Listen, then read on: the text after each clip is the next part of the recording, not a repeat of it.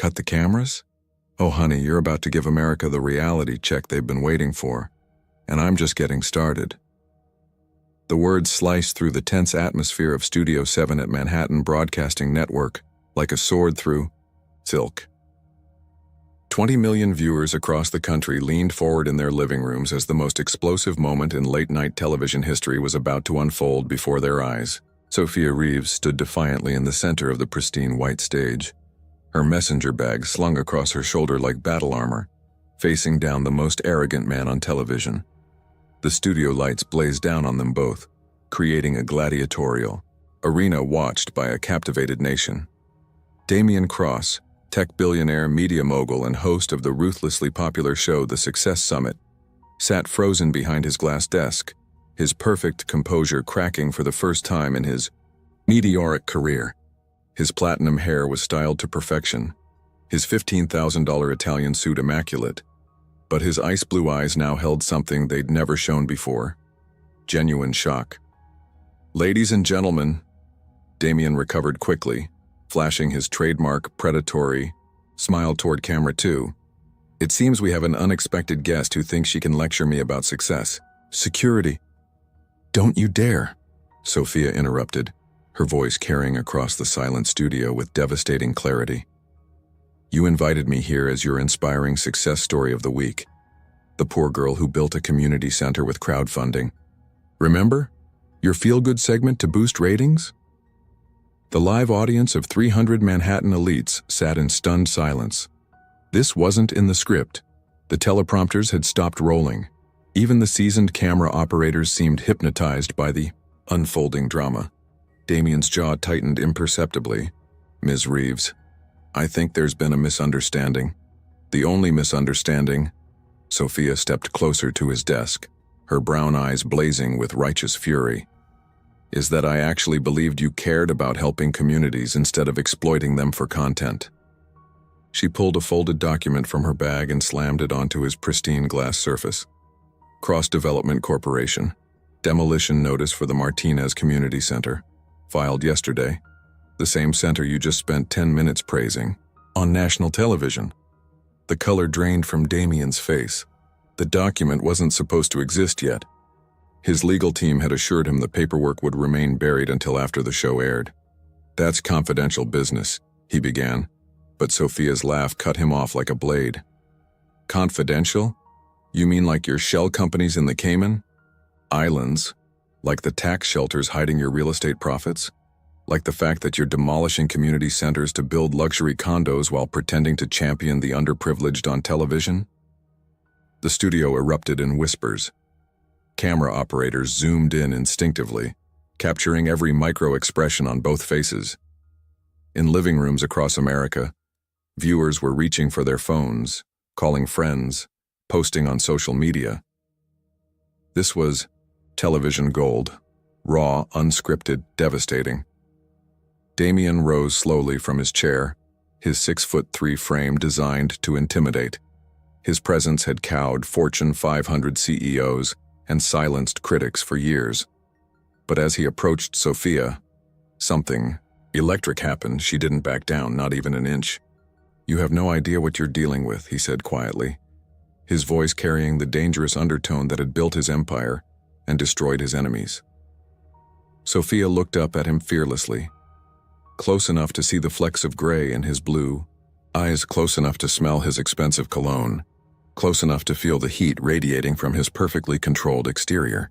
"I know exactly what I'm dealing with.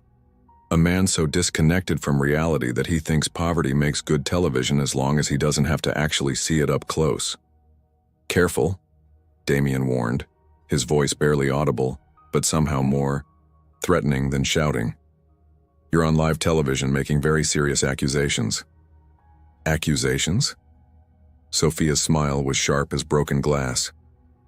"Mr. Cross, I'm not making accusations. I'm stating facts, and America deserves to hear them." She turned toward camera 1, addressing the 20 million viewers directly. "This man has spent 5 years building an empire by buying distressed properties, evicting families, and gentrifying neighborhoods. He turns human suffering into profit margins and calls it urban development." Damien felt the walls of his carefully constructed image crumbling in real time. "Security, escort this woman." "I'm not finished," Sophia declared, her voice rising to fill every corner of the studio. "You want to know what real success looks like, America? It's not measured in stock portfolios or magazine covers. It's measured in lives changed, communities built, hope restored." She pulled out her phone, showing a photo to the camera. "This is Maria Santos, 83 years old. She's lived in her apartment for 40 years, raised 6 grandchildren there after their parents died. Last week she got an eviction notice. Guess whose signature is on the demolition order?" The camera zoomed in on Damien's face, capturing the exact moment his mask of control finally shattered. For the first time in his adult life, he was speechless, on his own show in front of his own audience watched by his own empire of viewers.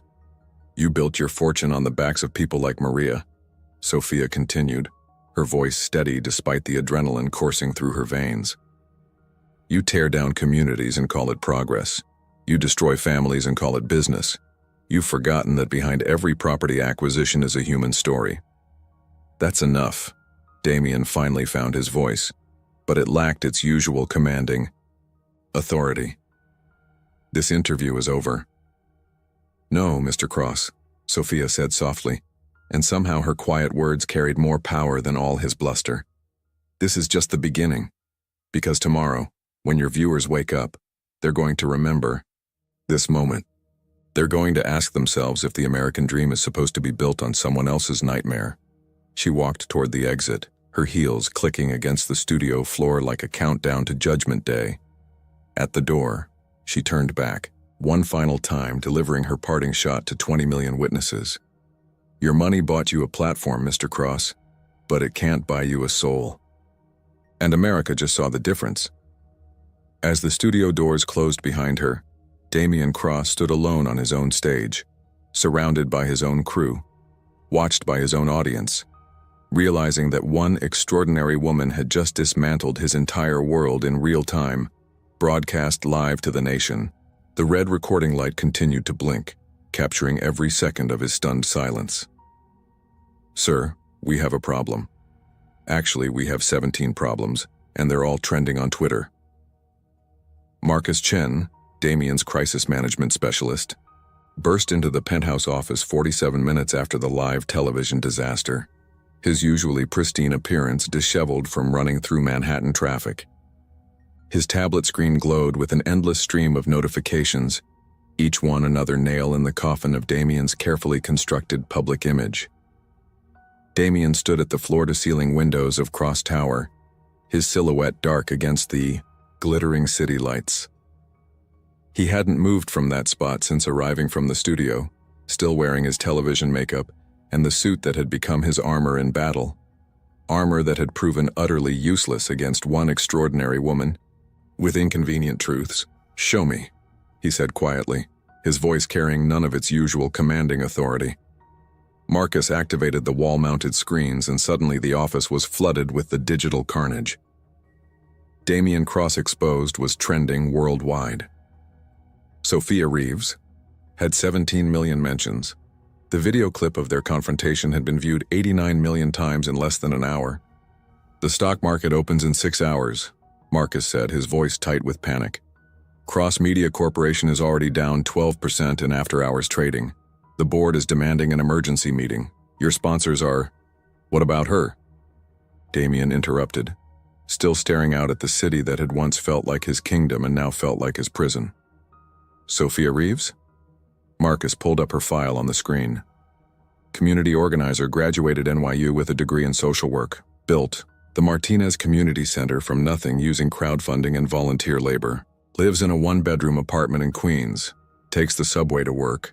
Hasn't taken a vacation in 3 years." Damien turned slowly, studying the photograph on the screen.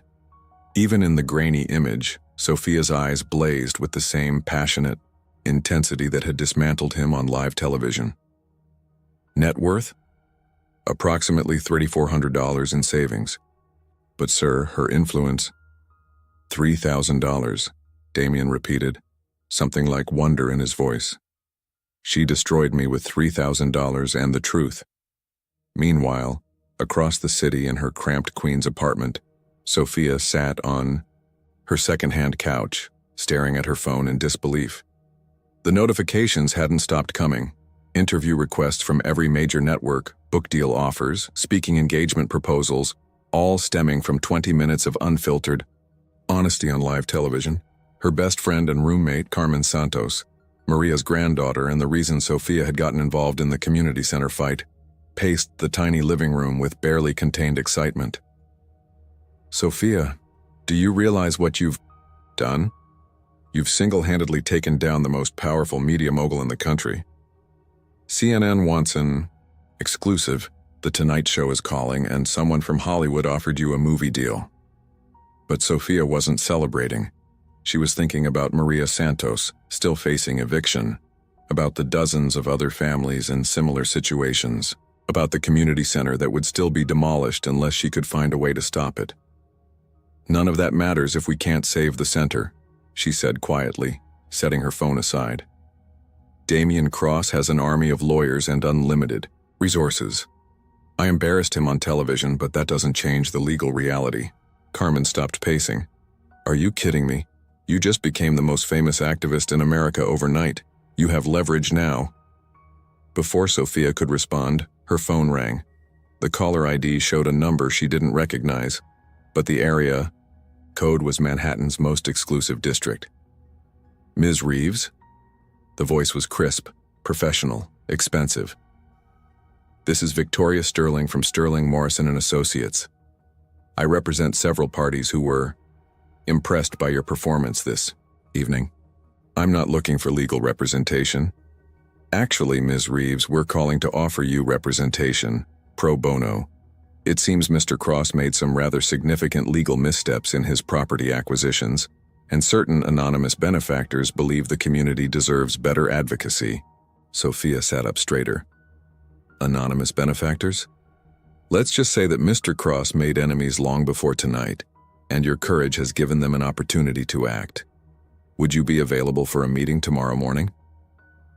After hanging up, Sophia stared at her reflection in the darkened window. 24 hours ago, she'd been an unknown community organizer, fighting a losing battle against gentrification. Now she was apparently leading a movement that could reshape how America thought about wealth, power, and responsibility. Back in Cross Tower, Damian was discovering the true cost of his public humiliation. His assistant handed him a stack of resignation letters from key executives who didn't want to be associated with his tarnished brand. His biggest advertiser had pulled their contract. The mayor's office had announced a comprehensive review of all cross-development corporation projects, but what haunted him wasn't the financial damage. He'd survive that. It was Sophia's voice echoing in his mind. You've forgotten that behind every property acquisition is a human story. She was right. When had he stopped seeing people as individuals and started seeing them as obstacles to profit? When had success become more important than significance? His phone buzzed with a text from an unknown number. Mr. Cross, this is Sophia Reeves. I have a proposition for you. Tomorrow, 10 a.m., Martinez Community Center. Come alone and come prepared to listen. It's time we finished our conversation. Damian stared at the message for a long moment, then looked out at the city lights twinkling below. For the first time in years, he had no idea what tomorrow would bring.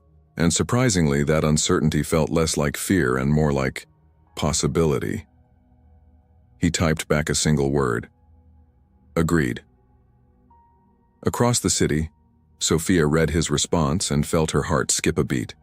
The war was far from over, but perhaps, just perhaps, she'd found a way to win it without destroying the man she was beginning to realize might be worth saving. The battle lines were drawn, but the real fight was just beginning. You came. I wasn't sure if your ego could fit through. Our front door.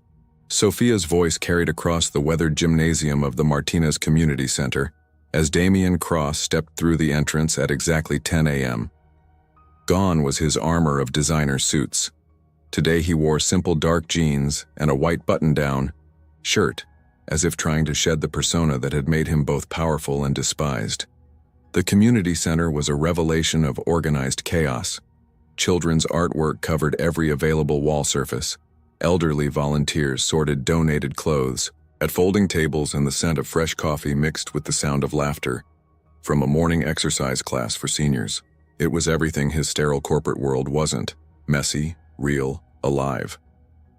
"Ms. Reeves," he said simply, his famous voice stripped of its usual commanding tone. "Thank you for agreeing to see me."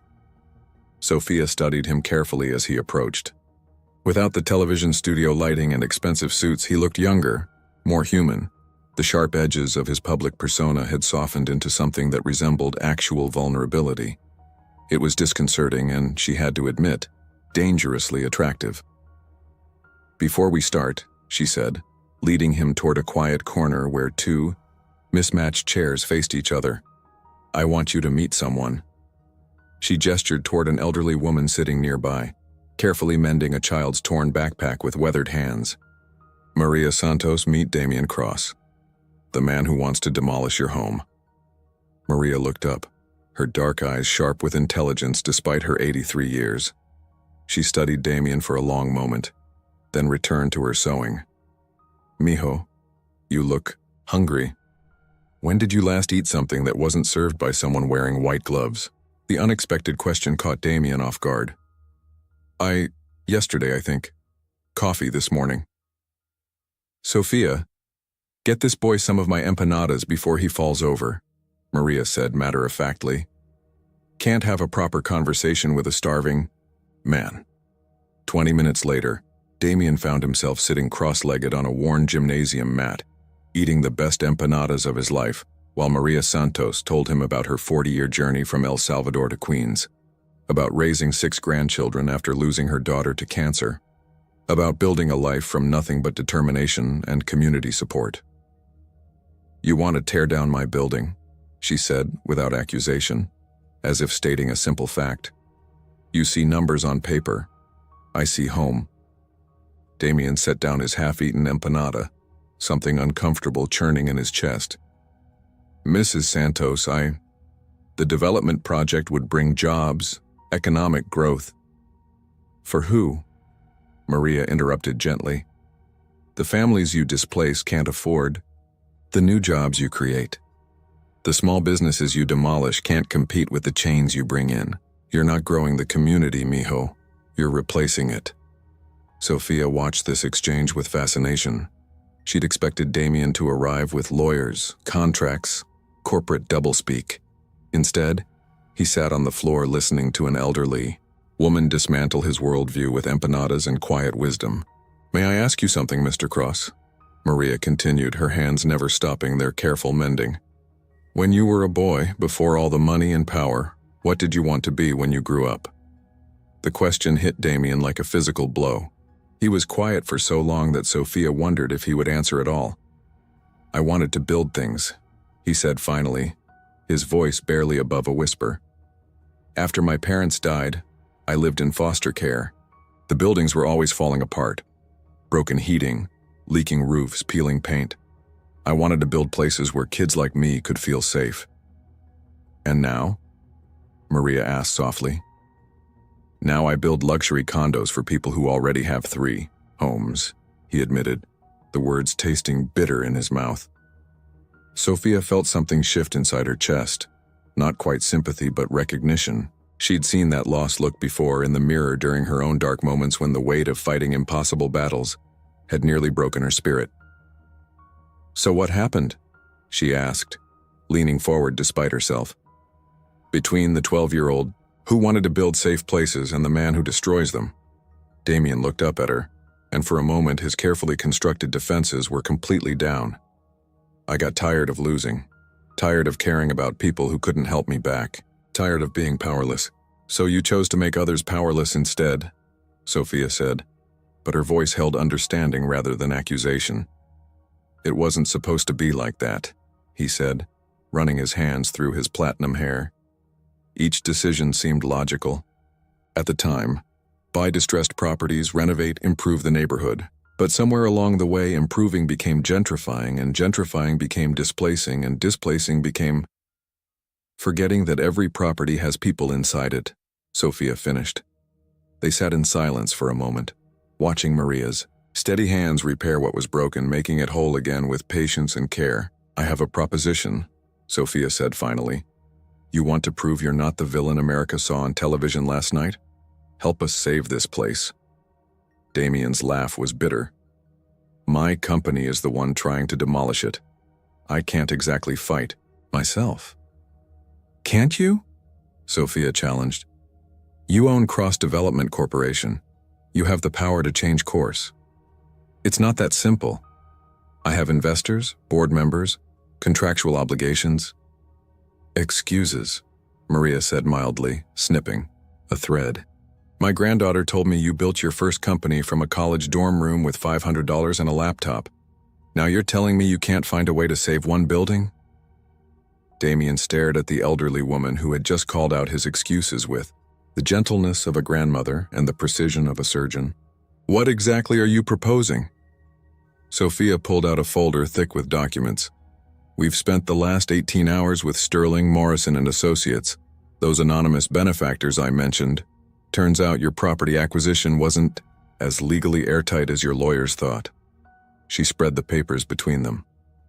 Environmental impact studies that were rushed, community input sessions that were never properly announced, permits that were fast-tracked without proper review. Any one of these could tie up your project in court for years. Or, she continued, her dark eyes meeting his pale blue ones with an intensity that made his breath catch, you could be the solution instead of the problem. Convert this building into a mixed-use development. Affordable housing on the upper floors, community center on the ground floor, small business spaces that serve the neighborhood instead of replacing it. Damien studied the proposal, his analytical mind automatically calculating costs, timelines, profit margins. It was ambitious, complicated, and would require him to completely reimagine everything he thought he knew about successful development. This would cost me millions in profit, he said finally. Yes, Sophia agreed, but it would give you something worth more than money. Which is? She smiled, and for the first time since he'd met her, it held no challenge, no anger, just hope. The chance to become the man you wanted to be when you were 12 years old. Maria Santos tied off her thread and held up the repaired backpack, examining her work with satisfaction. There, she said, handing it to a waiting child. Good as new. Sometimes things just need the right person to see their potential. He now looked meaningfully between Sophia and Damien. Sometimes people do too. As Damien stared down at the proposal that could save the community center, destroy his profit margins, and possibly redeem his soul, he realized that Sophia Reeves had done something no one had managed in over 20 years. She had made him want to be better than he was. Give me 48 hours, he said quietly. I need to figure out how to fight a war against myself and win. Gentlemen, I'm about to propose something that will either save this company's soul or cost me my position as CEO, possibly both.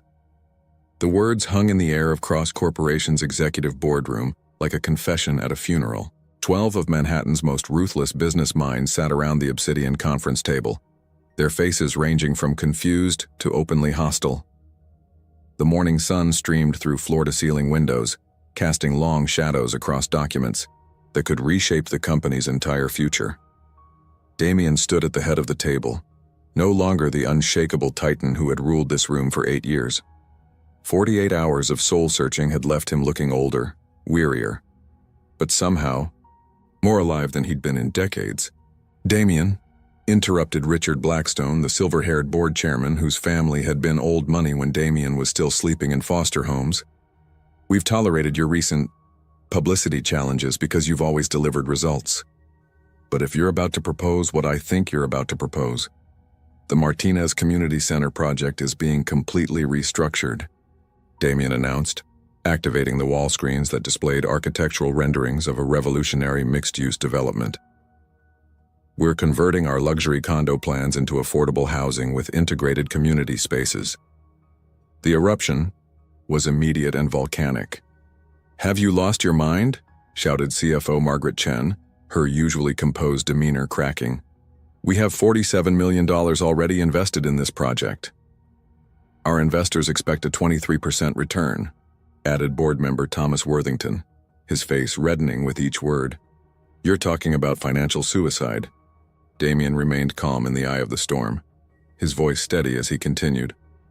"The new plan will break even in 7 years instead of turning immediate profit.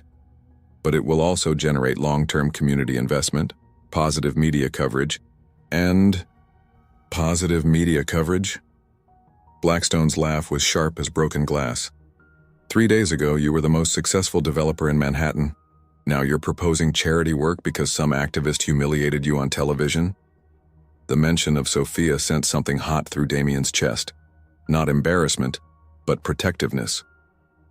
Ms. Reeves opened my eyes to the human cost of our business model. The human cost? Margaret slammed her tablet onto the table. "Damien, we're not running a nonprofit. We have shareholders, obligations, responsibilities." "To whom?" Damien's voice cut through the chaos like a blade. "To investors who've never set foot in the neighborhoods we're destroying? To shareholders who measure success only in quarterly reports?" He clicked to the next slide, showing photographs from his visit to the community center.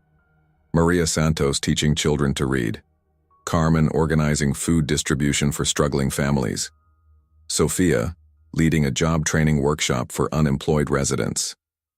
"This is what we're replacing with luxury, condos that will sit empty most of the year," he continued. "We're not creating value. We're destroying it and calling it progress."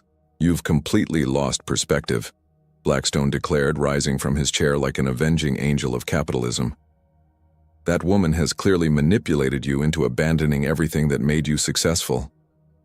"No," Damien said quietly, but his voice carried to every corner of the room. "She reminded me why I wanted to be successful in the first place." Meanwhile, across the city, Sophia sat in the cramped back office of the community center, staring at her laptop screen in disbelief. The live stream of Cross Corporation's board meeting, leaked by an anonymous source, was being broadcast on every major news network. The entire country was watching Damien Cross commit corporate suicide in real time. "He's actually doing it," Carmen whispered, peering over Sophia's shoulder at the screen. "He's fighting his own board for us." But Sophia wasn't celebrating. She could see the fury on the board members' faces, could read the writing on the wall. Damien was about to lose everything, and it was her fault. "I have to stop this," she said, grabbing her jacket. "Stop what?" "He's saving the center." "He's destroying himself," Sophia replied, already heading for the door. "And I won't let him sacrifice his life's work for a speech I gave on television." Back in the boardroom, the corporate war had escalated to open rebellion. "We're calling for an emergency vote of no confidence," Blackstone announced, his voice carrying the authority of old money and older power.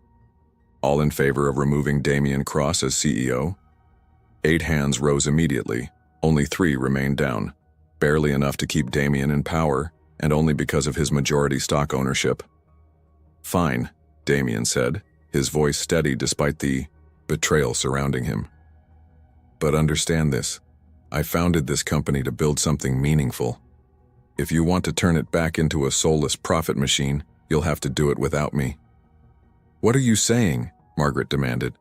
"I'm saying that if this board votes to proceed with the original Martinez project, I'll resign as CEO and sell my shares to the highest bidder, someone who shares your vision of success without responsibility." The threat hit the room like a nuclear bomb. Without Damien's leadership and innovation, Cross Corporation would be vulnerable to hostile takeovers, their stock would crater, and their competitive advantage would evaporate overnight. "You're bluffing," Blackstone said, but uncertainty flickered in his eyes. "Try me," Damien replied with the quiet confidence that had built empires and broken competitors. The boardroom doors burst open with enough force to rattle the glass walls.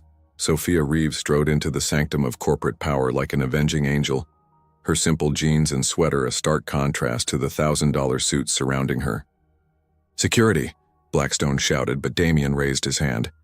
Let her speak. Sophia walked directly to Damien, close enough to see the exhaustion in his eyes, close enough to feel the weight of the burden he was carrying for her community. You don't have to do this. Yes, I do, he said softly. His voice meant only for her despite the 12 pairs of eyes watching their every interaction. You were right. About everything. I can't keep building my success on other people's suffering. And I can't let you destroy your life's work to fix my problems, she replied with equal intensity. There has to be another way. She turned to face the board, these titans of industry who held the power to save or destroy the community she'd fought so hard to protect. Gentlemen, you're looking at this all wrong.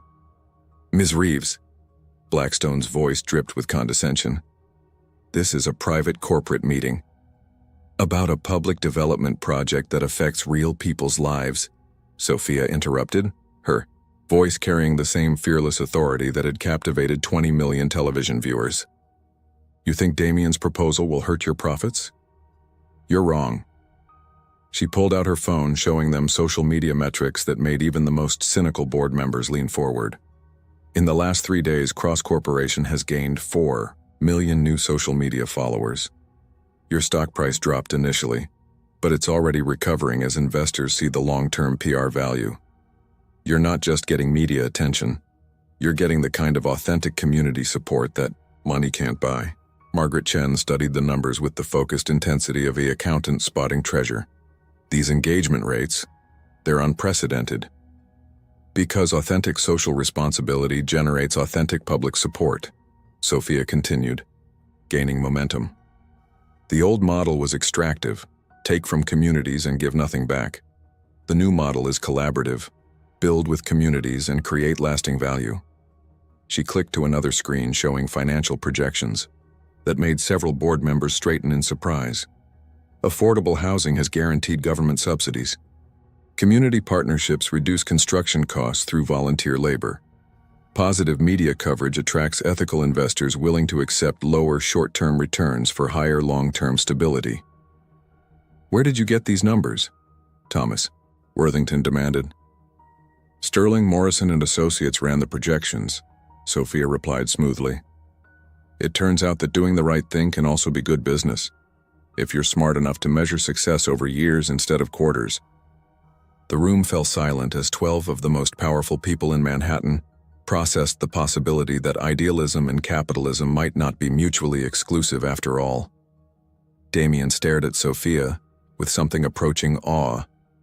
She had walked into his world of corporate warfare and defeated his enemies with weapons they understood: numbers, projections, profit potential. I propose we table the no-confidence vote, Margaret said slowly, and give Mr. Cross 90 days to prove this model can work. Seconded, came voices from around the table. Blackstone looked around the room, reading the changed atmosphere, with the political instincts that had kept him in power for 3 decades. All in favor? 10 hands rose. Only Blackstone and 1 ally abstained. As the board members filed out, muttering among themselves about revolutionary business models and unprecedented partnerships, Damien and Sophia found themselves alone in the vast conference room. Why? He asked simply. Because, she said, stepping closer until they were sharing the same breath, the same space, the same hope. I've spent 3 days watching you try to become a better man. I couldn't let you destroy yourself in the process. And I couldn't let myself destroy any more communities, he replied, his hand almost touching hers on the conference table. We make a good team. We make a dangerous team, she corrected, but her smile held nothing but promise. Outside the windows, Manhattan sprawled beneath them, a city of dreamers and builders, of communities and corporations, of everything that was possible when people chose cooperation over conquest. You know, for a billionaire, you're surprisingly good with a hammer. Sophia's teasing voice carried across the construction site that had once been scheduled for demolition and was now buzzing with the most unusual development project in Manhattan's history. 3 weeks into their 90-day deadline, the Martinez Community Center renovation had become a media sensation, a social experiment, and the most complicated thing either of them had ever attempted. Damien looked up from the community garden bed he was building, sweat beading on his forehead despite the October chill. His expensive button-down shirt was splattered with paint, his perfectly styled hair was disheveled, and there was dirt under his manicured fingernails. He'd never looked more attractive to her, which was becoming a serious problem. "I'll have you know I built my first computer desk from scratch in foster care," he replied, wiping his hands on a rag that had seen better days. YouTube tutorials and pure desperation. The past 3 weeks had been a revelation for both of them. Damien had moved his office to a trailer on the construction site, working alongside community volunteers, local contractors, and urban planning students who'd flocked to the project like pilgrims to a revolution. Sophia had discovered that arguing with city planning committees required the same strategic thinking as corporate negotiations, just with worse coffee and better intentions. Mr. Cross, 8-year-old Miguel Santos, Maria's great-grandson, came running across the construction yard with the boundless energy of childhood and a juice box in each hand. "Abuela says you need to eat lunch or she's going to call your mother." "I don't have a—" Damien began, then caught Sophia's amused expression. "Tell your great-grandmother I'll be right there." Miguel bounded away, dodging construction equipment, with the fearless agility of someone who'd grown up treating the whole neighborhood as his playground. Watching him, Damien felt something he'd thought was long dead, the memory of what it felt like to belong somewhere.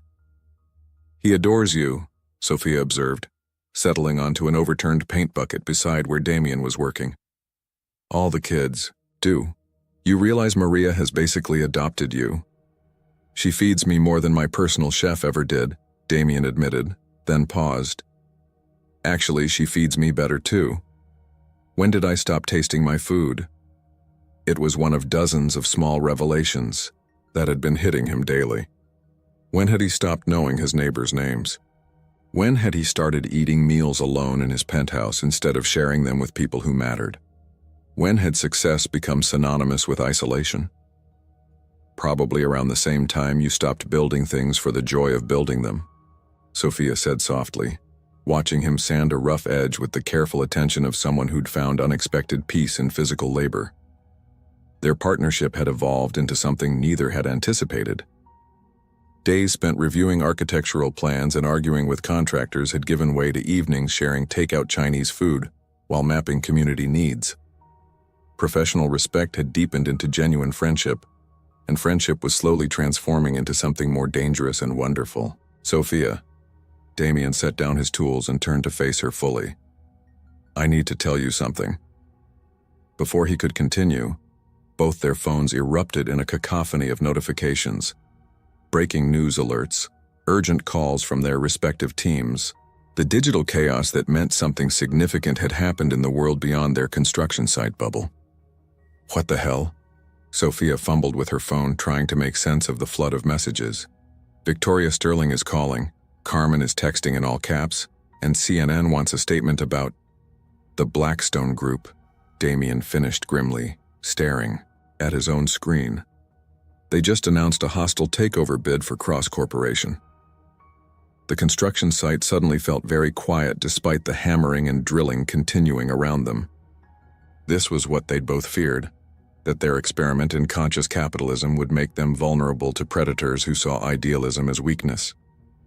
"Richard Blackstone," Sophia said, the name tasting bitter. "Your former board chairman?" "Former being the operative word," Damien confirmed, his jaw tightening. "He's been building a coalition of investors who think I've lost my mind. They're offering 30% above market value for shares, specifically targeting stockholders who are nervous about our radical new direction." Sophia felt the familiar surge of fighting fury that had sustained her through years of advocacy work. "So we fight back." "We?" Damien's smile was sad and grateful all at once. "Sophia, you don't understand. If they succeed, everything we've built here gets demolished. The community center, the affordable housing, all of it. Blackstone will tear it down on day one and put up his luxury condos exactly as originally planned. Then we make sure they don't succeed," she said with the quiet ferocity that had first captivated him on live television. "You said it yourself. You have majority control. They can't force you out.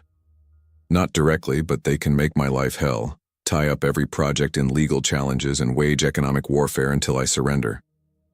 Damien stood, pacing the small space between construction materials. I knew this was a possibility when I chose this path. I just hoped we'd have more time to prove the model works. How much time do we have? The shareholders' meeting is in 6 weeks. If Blackstone can convince enough minority shareholders to support him, he can force a restructuring that effectively removes me from operational control. Sophia was quiet. For a long moment, watching Miguel Santos and his friends play elaborate games of tag around the construction equipment while their parents worked on what would become their new homes. These people had trusted her, had trusted Damien, had believed that change was possible. "There's something I haven't told you," she said finally, "about the anonymous benefactors who've been supporting this project." Damien stopped pacing. "What about them?" "They're not anonymous anymore, at least not to me." Sophia pulled out her phone, scrolling to a contact she'd been afraid to call. "Turns out I'm not the only person whose life you've impacted over the years." She showed him the screen. Elena Vasquez, senior partner, Sterling Morrison and Associates. "I don't understand," Damien said, but something in his expression suggested he was beginning to. Elena Vasquez graduated from Columbia Law School 15 years ago. Her education was funded by a scholarship program established by Cross Foundation, the charity arm of your company that you personally oversee but never publicize. Damien's face went pale. "How did you—" "She told me," Sophia said gently. "When I asked why a top Manhattan law firm would take our case pro bono, turns out you've been quietly funding education, healthcare, and housing programs for over a decade. Scholarships that don't bear your name, clinics that don't advertise your donations, job training programs that happen to receive anonymous corporate grants." "That's different," Damien said uncomfortably. "That's just responsible. Resource allocation. That's a man who never forgot what it felt like to need help," Sophia corrected. "Elena isn't the only one. There are hundreds of people whose lives you've touched without them knowing it was you. And when word got out about what Blackstone was planning..." Her phone buzzed with an incoming call. She answered on speaker. "Sophia, it's Elena. Are you with Damien?" "Good. I'm calling with news. That's about to go public. The Blackstone takeover bid just collapsed." "What?" Damien and Sophia said simultaneously. "It seems that a coalition of cross-corporation shareholders have formed what they're calling the Conscious Capital Alliance. They're refusing to sell to Blackstone regardless of price, and they're actively buying up additional shares to block any future hostile takeover attempts." "Who are these shareholders?" Damien asked, his voice barely above a whisper. "People whose lives you've changed, Damien. Elena Vasquez used her law firm's investment fund. Dr. Marcus Chen from the free clinic you've been anonymously supporting. The Martinez Family Trust.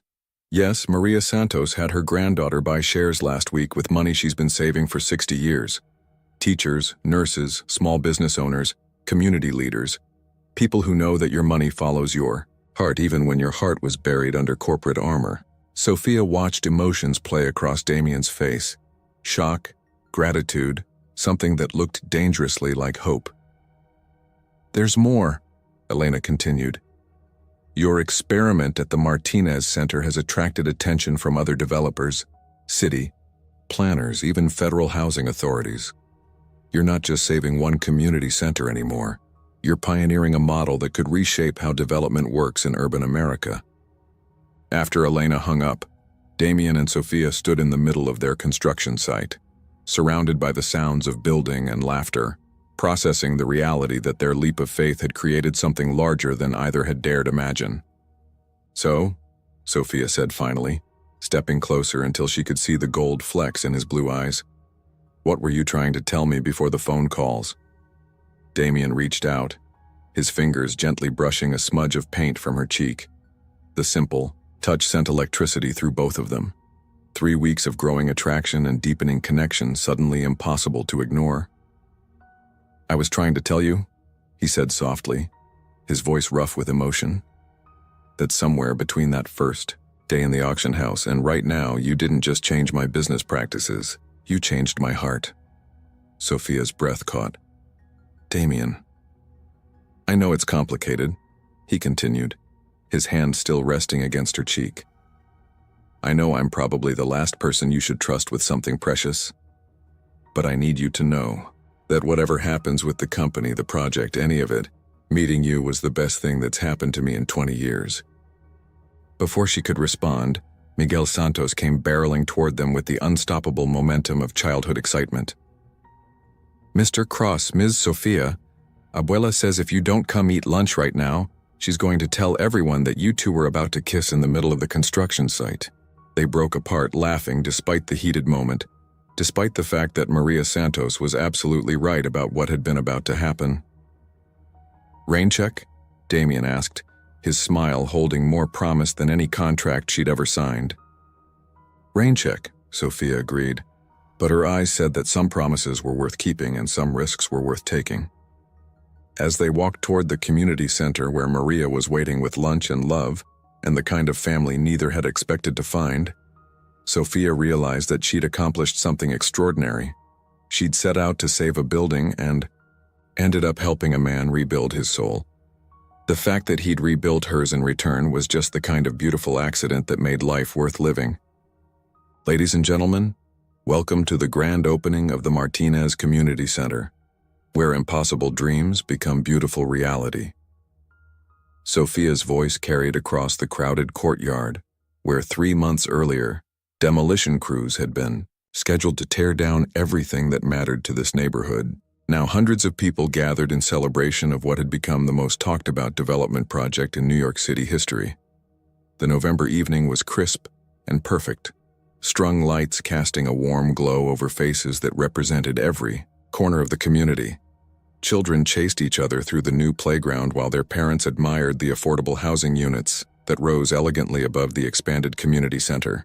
Local musicians played on a stage built from reclaimed materials, and the aroma of Maria Santos's famous empanadas mingled with laughter and conversation in a dozen languages.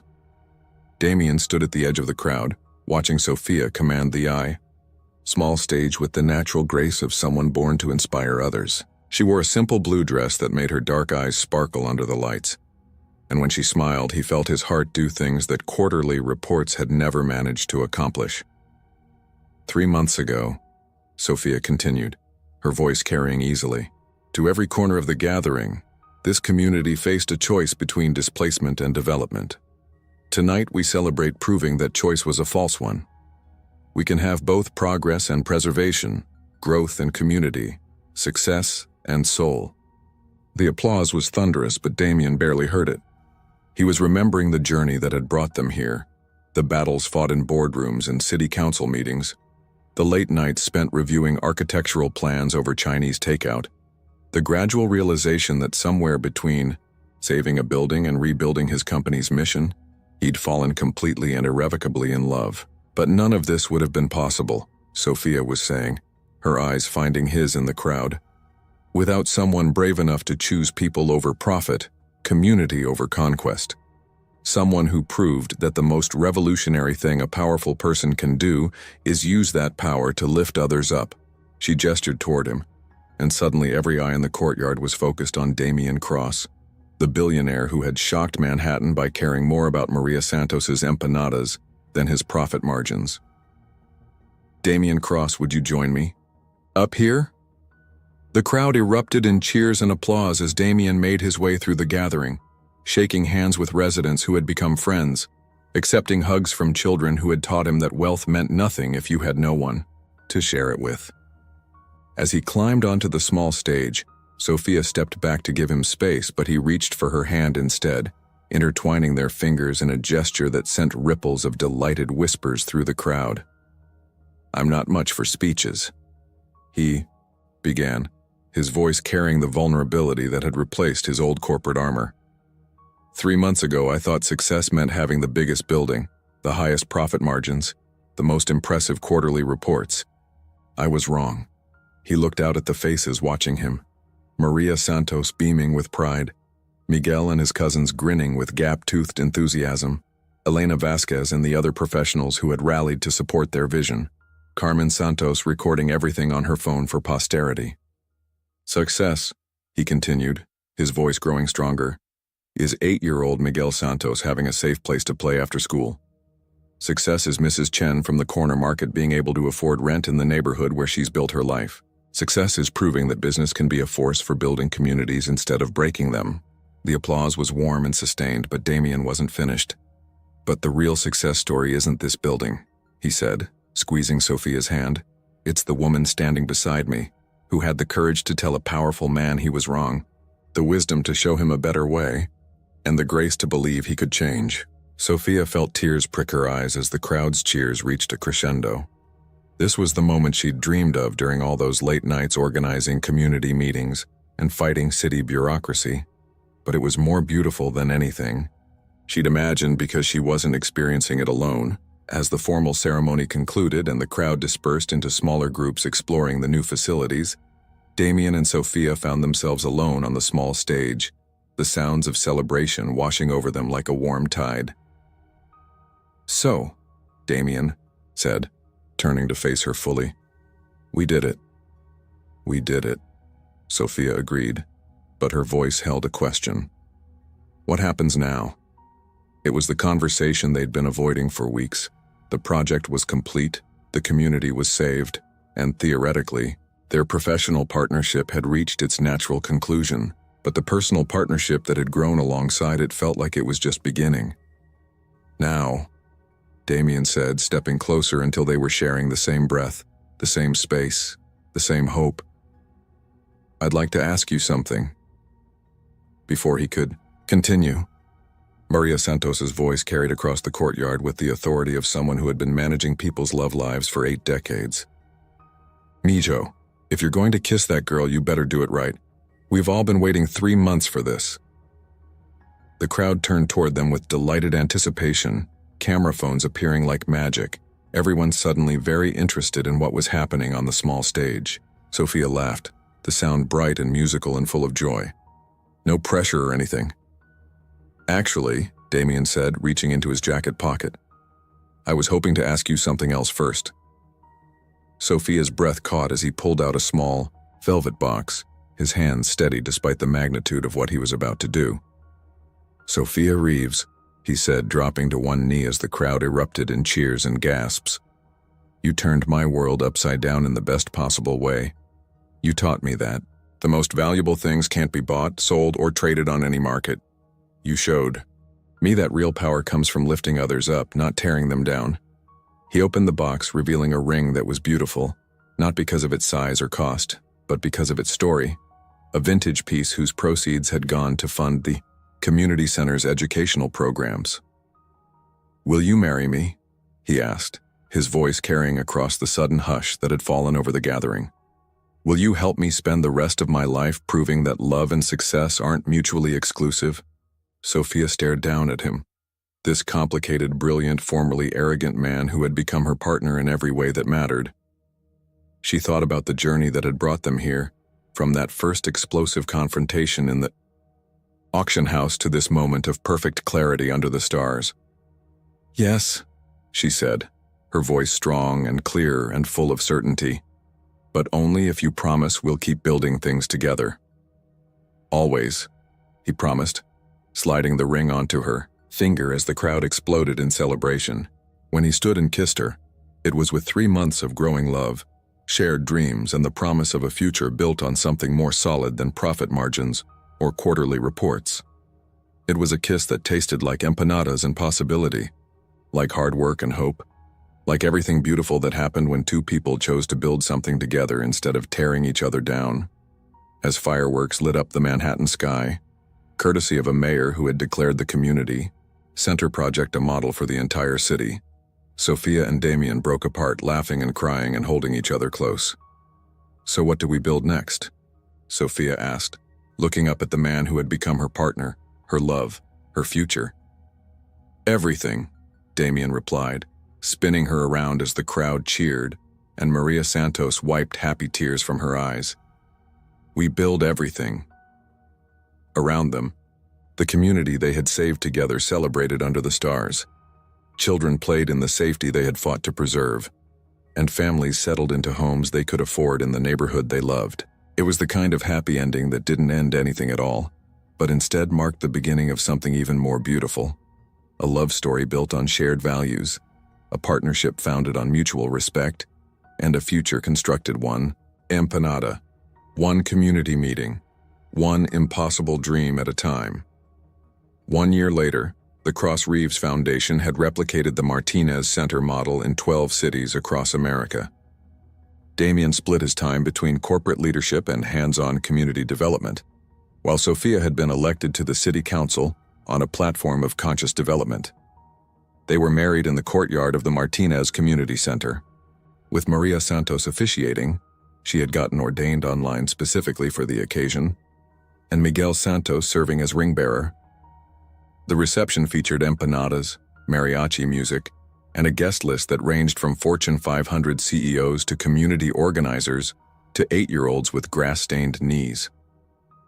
Their first dance was to a song played by the community center's youth orchestra, and when Damien spun Sophia under the same lights where they had first kissed, she whispered in his ear, "Thank you for building something beautiful with me." "Thank you," he whispered back, "for teaching me what beautiful really means." And in the corner of the courtyard, Maria Santos smiled and nodded with satisfaction, because she had known from the very beginning that some people just needed the right person to see their potential. The end.